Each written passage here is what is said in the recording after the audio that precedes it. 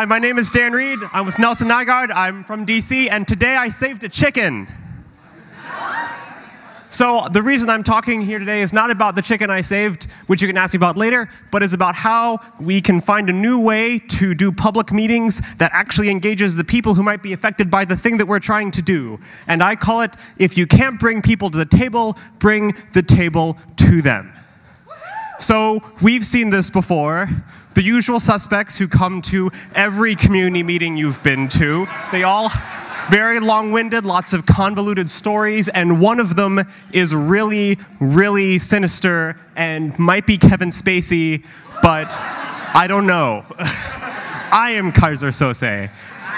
But the bigger question is, how can we engage young people, minority and immigrant communities, transit riders, renters, the people who do not come to public meetings but are actually affected by these projects, the people who are not coming to a meeting at the middle school at 7 p.m. on Tuesday night to talk about the introduction to the planning process that won't get implemented for another 5 years. These people are tuned out for a reason, which is because the public process has encouraged them to tune out because there are much quicker ways to get gratification.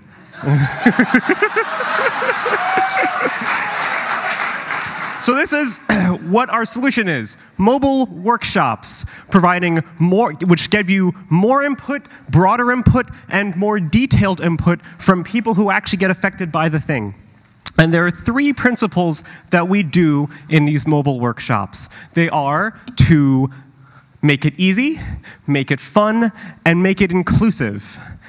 And hopefully, you'll actually get people engaged for the thing that still won't get implemented for a while. But you know, baby steps.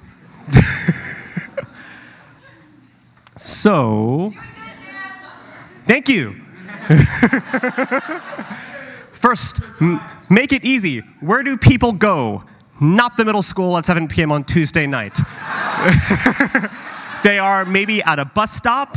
If they are children, they might be at the elementary school. If they are older children, they might be at the high school, but at 3:15. They might be at a coffee shop. They might be at a busy street corner. And how do you, maybe at the bar, how do you get to those people?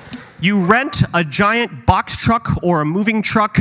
Originally, we were going to rent a zip van, but the side is not flat, so you can't display things on it quite as effectively. It's a great display board. Originally, we were going to put a table and the posters inside, but nobody wanted to do that. The alternative, little red wagon. No emissions, very effective, easy to move around, light, and so adorable. Your project suddenly becomes a moving billboard through the sidewalks and bike lanes of whatever city you're going through.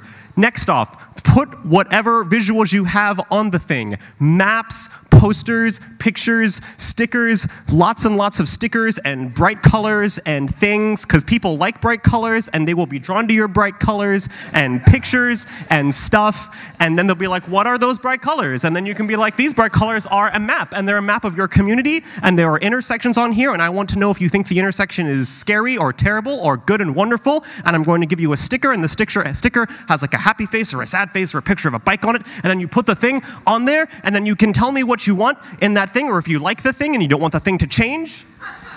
And then you ask them questions. You ask them really simple, provocative questions to draw them in the hope that you'll get more complex answers. Because everyone has a reason why they hate cyclists, but if you actually get them engaged on it, you might find out they don't feel that way. They're just primed to feel that way because you ask them a really simple question. And then you get all their neighbors involved and all the other stakeholders and the guy from the butcher shop and the post office and then their school teacher or whatever, and you get them all together and buy the moving truck or the little red wagon, and you get them to have a conversation, and they're actually talking about the problems as they would in any sort of neighborhood forum already, except they're doing it in front of you, and you're actually getting to see the real conversation they're having.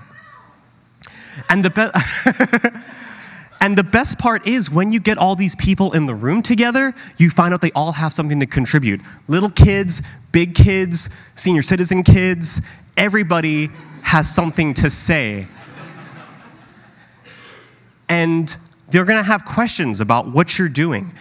because, you know, they've been primed to think that government is ineffective and slow and that whatever they say isn't going to really matter. So as long as you're open about what you're trying to do and what you hope to accomplish by that, you might actually earn somebody's trust, because, oh no, God forbid, the wheels of government actually turn.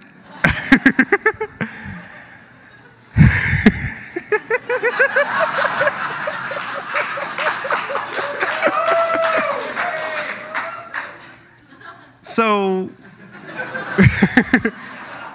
once people trust you and they're ready to engage with you, they might actually tell you things like, this smells bad, or this intersection scares me, or I don't like the color of the bike lane that you've painted. And that's when you can say, well, now that I've earned your trust, there are reasons why that is that way, but we can change those other things you don't like, and maybe we can spray some air freshener there. And everything will be peachy after that. And, you know, it turns out that if you do something little like this, can actually yield really big results. We've done a couple different mobile workshops in New Haven and Ann Arbor, and I did one in Washington, D.C. last summer. We were there for 2 days, morning and afternoon. We spoke to 350 people. 5% of them had heard of the study via other means beforehand. Which means, had we not been there at the coffee shop or the high school that day at the right time, they would have never gotten involved. And that's what makes it all worth it. Thank you.